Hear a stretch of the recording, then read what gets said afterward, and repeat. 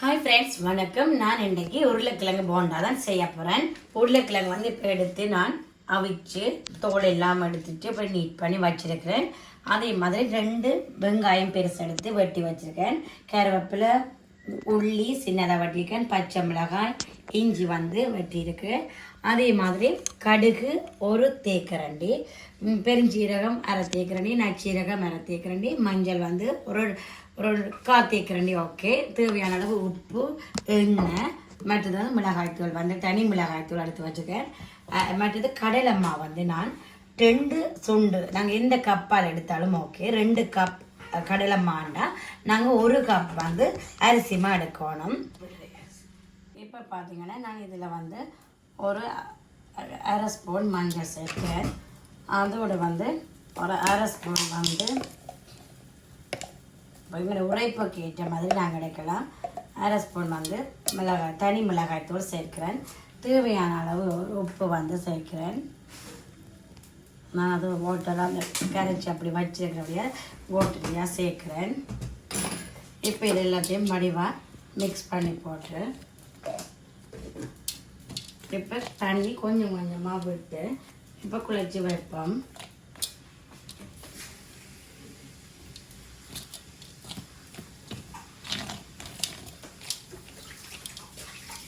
இப்போ இப்படி கொஞ்சம் கொஞ்சமாக நாங்கள் தண்ணி சேர்த்து அந்த பஜ்ஜிர பதத்துக்கு வந்து நாங்கள் அந்த ஆனியன் பஜ்ஜி இல்லாட்டி வேறு வாழைக்காய் பஜ்ஜி அப்படி செய்கிற பதத்துக்கு வந்து நாங்கள் கரைச்சி எடுக்கணும். ஆகலும் தண்ணியாகவும் வரக்கூடாது.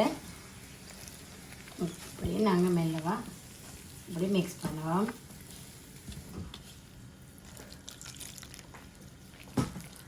இப்போ இப்படி மிக்ஸ் பண்ணி போட்டு பார்ப்போம். ஓகே, இப்போ பார்த்தீங்கன்னா இந்த பாருங்கள், இந்த பதத்துக்கு நாங்கள் குழச்சி எடுக்கணும். இரண்டு ஆகலம் தண்ணியானாலும் அதை ஒட்டி பிடிக்காமல் இருக்குமே. நாங்கள் அப்போ வந்து இதை இந்த இதுக்கு நாங்கள் இப்போ குழச்சிட்டு இப்போ லைட்டாக உப்பு நாங்கள் செக் பண்ணி பார்த்தோம்னா ஓகே. இப்போ அதே மாதிரி நான் வந்து இந்த உருளைக்கிழங்கும் பார்த்தீங்கன்னா தெரியும், இப்படி நான் ஃபுல்லாக இதை செய்து வச்சுருக்கிறேன். மெனி வந்து நாங்கள் ரெடி பண்ணுவோம். இப்போ வந்து நாங்கள் இந்த கறியை மேக் பண்ணுவோம். இப்போ கொஞ்சம் வந்து நான் எண்ணெய் வந்து சேர்த்துருக்கிறேன். இப்போ எண்ணெய் வந்து சூடாகட்டும். சூடாகிட்டு நான் வந்து கடுகு உளுந்து இல்லாமல் வந்து நாங்கள் இதில் மிக்ஸ் பண்ணுவோம். அப்புறம் எடுத்து வச்ச எல்லாத்தையும் இதெல்லாம் போடுவோம். இப்போ இதோடையே நான் வெட்டி வச்ச வெங்காயம், உள்ளி, இஞ்சி எல்லாம் போடுவோம். ஃபைனாக கொஞ்சம் வதங்கின பிறகு கருவேப்பிலையும் நாங்கள் பச்சை மிளகாயும் பிறகு சேர்ப்போம். இதுக்கு தேவையான அளவு உப்பு சேர்ப்போம்.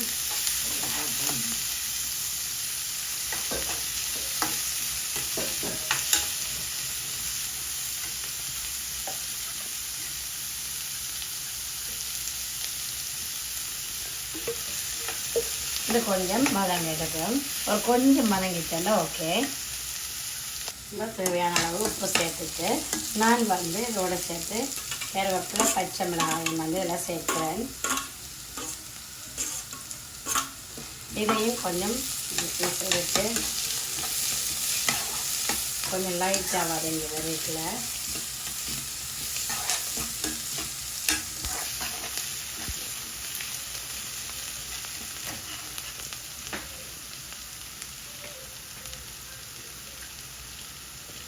மிளகாய் தனி மிளகாய் தூள் வந்து நான் சேர்க்குறேன். அதுவும் கொஞ்சம் பச்சை வாசனை போக நாங்கள் வதங்கின பிறகு கிழங்க போடுவோம். இல்லை கிழங்க போட்டுட்டு நாங்கள் தூளை போட்ட மனுஷனா சில பச்சை வாசனை இருக்கும். அப்போ இது கொஞ்சம் அப்படி வதங்கிக்கல, பச்சை வாசனை இல்லாமல் போகல வந்து நாங்கள் கிழங்க சேர்ப்போம்.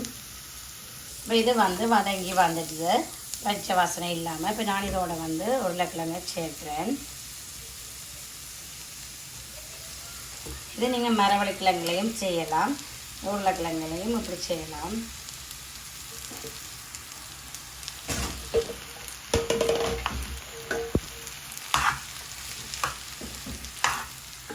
இப்படியே எல்லாம் வடிவாக மிக்ஸ் பண்ணி எடுப்போம்.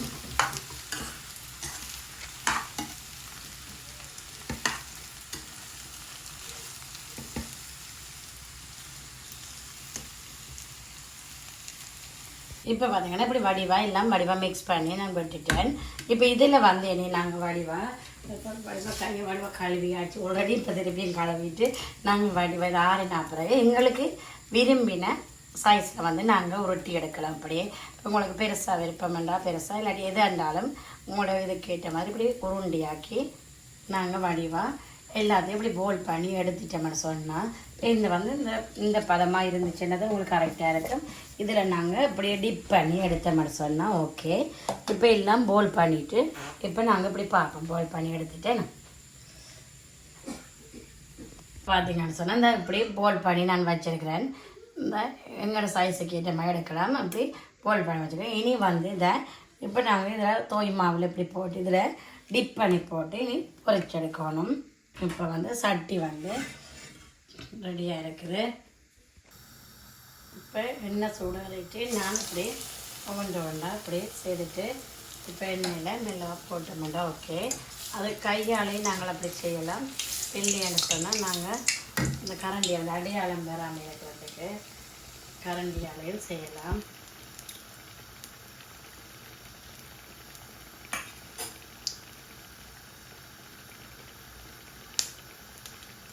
இப்படி நாங்கள் மெல்லவா எடுத்துட்டு அப்படி செய்தோம்னா அந்த கை அடையாளம் வராமல் இருக்கும்.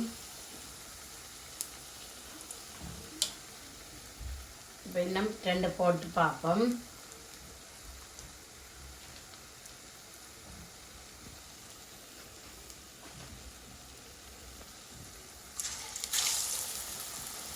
இப்போ பார்த்தீங்கன்னா ஃப்ரெண்ட்ஸ் நான் எல்லாமே ஃப்ரை பண்ணி எடுத்துட்டேன். ஓகே. இப்போ எடுத்து டேஸ்ட் பண்ணி பார்ப்போம். ஓகே. இது எப்படி இருக்குன்னு பாருங்க. பார்க்கவே நல்ல கிரிப்ஸியாக நல்ல வடிவாக இருக்குது பார்த்தீங்களா? ஓகே. எல்லாம் நல்ல வடிவாக இருக்குது. ஓகே. இப்போ சாப்பாடு பார்ப்போம். ஓகே. நல்ல சூப்பராக இருக்குது. உரைப்பு உப்பு எல்லாமே நல்ல வடிவாக இருக்குது. இதே மாதிரி நீங்களும் செய்து பாருங்க. உண்மையாகவே இது ரெசிப்பியில் நீங்கள் செய்கிறீங்கன்னா அதே மாதிரி நல்ல டேஸ்ட்டாக இருக்கும். அடுத்தது வந்து இதே மாரி நீங்கள் மரவள்ளிக்கிழங்கும் செய்யலாம். ஓகே. அடுத்த வீடியோவில் சந்திப்போம். இந்த வீடியோ பார்க்குற எல்லாருக்குமே தேங்க்யூ ஸோ மச். இதே மாதிரி நீங்கள் செய்து பாருங்க. தேங்க்யூ. அடுத்த வீடியோவில் சந்திப்போம். தேங்க்யூ. Bye friends. ஓகே. பாய்.